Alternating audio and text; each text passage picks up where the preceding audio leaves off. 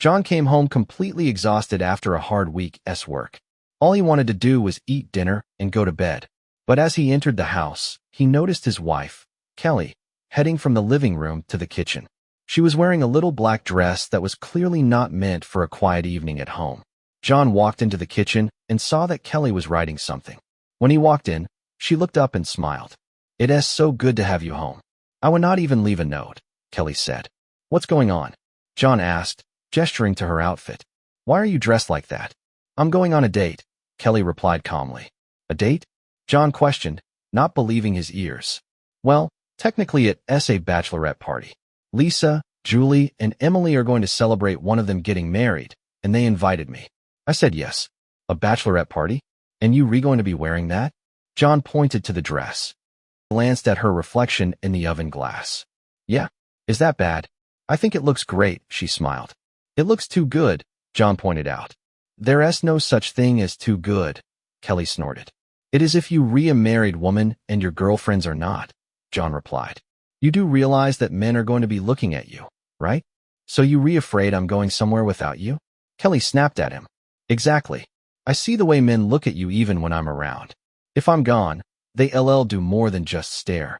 Kelly stepped closer, put her arms around her husband's neck, and looked into his eyes.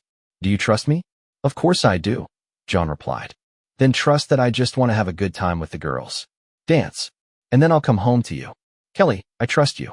But I know what you like. You like attention. One or two men can quickly turn into a line. And how easily you relax with alcohol, it could end badly." "Then I promise I would not drink," Kelly assured him.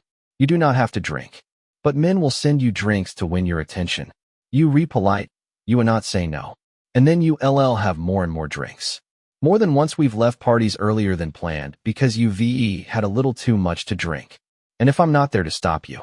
John fell silent, clearly envisioning the worst-case scenario. Kelly looked into his eyes quietly, realizing how concerned he was. "Are you saying I see a not go?" she asked. "I'm not saying that. I know how much you love parties like this, but I'm worried about what might happen." Kelly thought for a moment.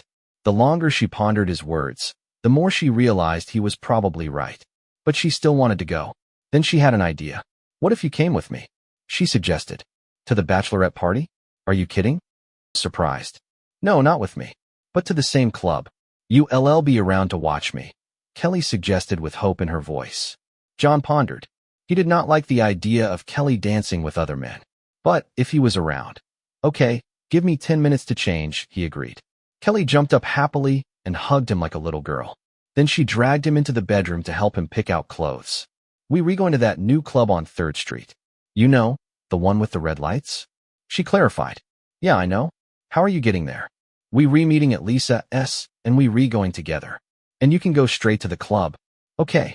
John nodded, mentally preparing himself for the evening ahead. Kelly smiled at John as they left the house.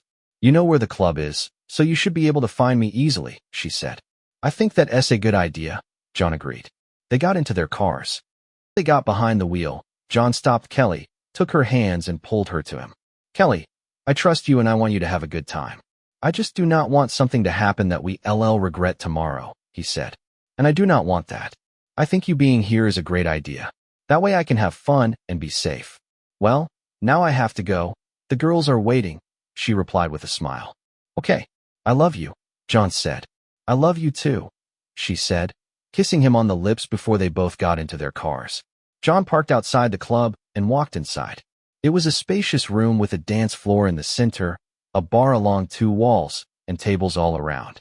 John grabbed himself a drink and sat at one of the tables overlooking the dance floor where he could see the entire room. 15 minutes later, he spotted Kelly along with Lisa, Julie, and Emily entering the club.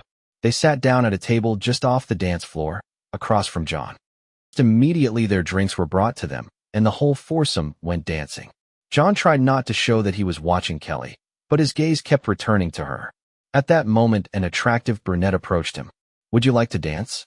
she asked. "Sure," John agreed. They danced a couple songs, and then went back to the table. John immediately found Kelly looking at him.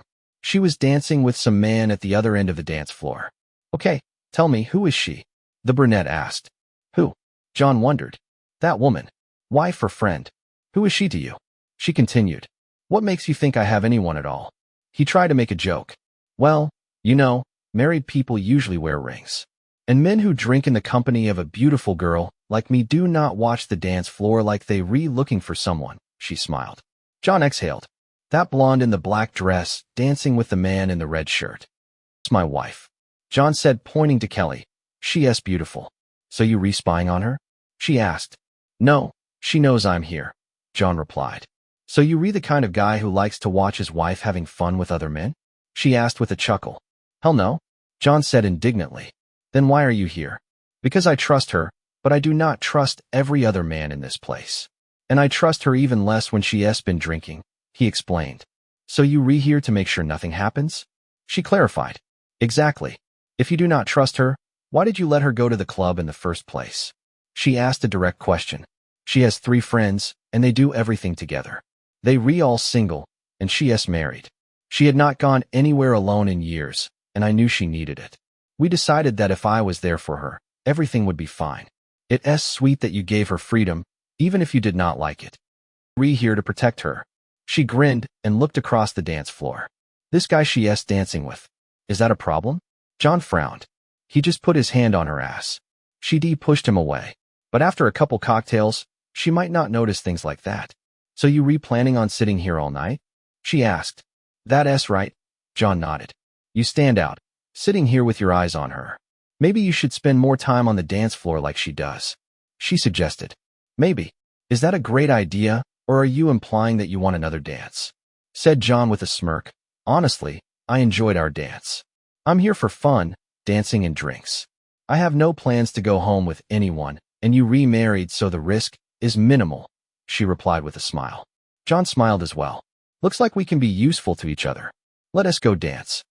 To the dance floor, and the evening continued with dancing, talking, and mutual support.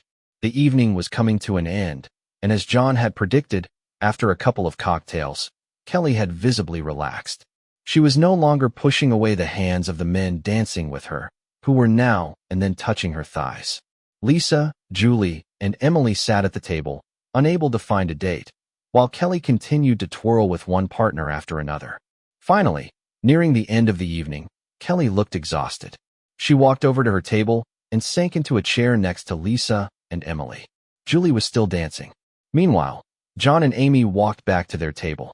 Soon the guys will start talking her into going with them, Amy said, nodding toward Kelly. If I were you, I'd ask her to dance and get her out of here before something happens. Good advice. Thanks for your help, Amy, John said. I really enjoyed our conversation and the dance. Too, Amy replied with a smile. John kissed Amy lightly on the cheek and headed over to the table where Kelly, Lisa, and Emily were sitting. Excuse me, mademoiselle, but would you like to dance? He asked with a slight smile, turning to Kelly. Lisa and Emily looked at him in surprise. Kelly, on the other hand, answered without looking. I'm sorry, but I think we've had enough dancing for tonight. Are you sure? Maybe just one dance. John insisted gently. Just then, Kelly raised her head to look at him. Oh, hi, honey. I did not realize it was you. Sure, I'll dance with you.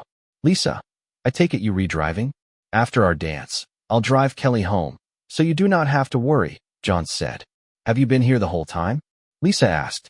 Did you really think I would let Kelly come to a place like this alone? Look at her. She is already tired. If I was not here, she'd probably leave with some other man. If you'll excuse us. John took Kelly to the dance floor, and they twirled in a dance. Afterward, he helped her out of the club. Kelly was so drunk that John had to support her all the way to her car. When he got home, he put her to bed. The next morning, John was sitting at the table in the kitchen reading the newspaper. Kelly walked into the kitchen in her robe, poured herself some coffee, and sat across from him. So, how much do you remember about last night? John asked, pulling away from the newspaper. Not very much. I remember you dancing with some brunette, she replied. Oh, that was Amy. She knew right away that I was here to keep an eye on you. We were just talking and dancing. She figured I was a safe partner because I was not going to talk her into anything. So, I was not too over the top then? Kelly asked. No, I kept you in my sights the whole time. Got drunk, a few guys tried to touch you, and you let them a couple times. But nothing serious. Okay. Chuckles, did I at least leave with you? She clarified. Yes, you left with me. We'll have to stop by Lisa's later to pick up your car. Did I at least dance with you? She asked with a slight smile. Of course you did. In fact, you dedicated the last dance of the evening to me. That's good. At least I'm not sick, am I? Surprisingly not, John replied. So it was a good night. I had a good time, but I do not think I want to do it again anytime soon, Kelly said. Thank God for that. I would not want to think about what could have happened again in the morning, or worse, know that something terrible had happened, John answered honestly. Fortunately, we have nothing to worry about. I think I'll go back to bed and try to get some more sleep, Kelly said, leaning over to kiss him. I love you, John said. You too, Kelly replied, walking back into the bedroom. John was deep into the paper again, but his mind was spinning with thoughts of the previous evening. He was relieved that it had ended without any major problems, but there was still a slight worry. What if next time he could not keep things under control? A couple hours later, Kelly came out of the bedroom already in a normal state of mind. She sat down across from John, pouring herself coffee again, and looked at him. Are you still thinking about last night? She asked. A little, he answered honestly. I'm glad it's over, but I think we need to talk about it. About what? Kelly frowned. About what makes you seek out such adventures. You could have spent the evening with your friends somewhere quieter, but instead you chose a noisy club full of strange men. Kelly was silent, pondering his words. I'm not sure, she finally said. I just wanted to feel that I could still be wanted. After all these years of marriage, I sometimes feel like I'm becoming invisible. John frowned when he heard that. Invisible? Are you serious? You're the most important person in my life. If I have not shown that enough. I'm sorry. You are, Kelly hastened to assure him. It's just a feeling I have. It's probably stupid. John took her hand. It's not stupid if that's how you feel. But you know, I think we've both lost a little of that fire we had. Kelly nodded. You rewrite. Maybe we need to spend more time together, not just living side by side. John thought for a second, then suggested. Then let us start somewhere new. Let us forget about last night and spend the evening together. Dinner, dancing, anything you want. Even dancing? Kelly asked with a smile. Even dancing. But only with me. John answered with a serious face, but winked at the end. Laughed and hugged him. It's a deal. Such a simple conversation was a turning point for both of them. That evening, John took Kelly to a cozy restaurant and then to the dance floor, where they felt again the spark that had once brought them together. It was not just an evening. It was the beginning of a new chapter in their marriage, full of understanding, respect, and the very dances they used to love so much.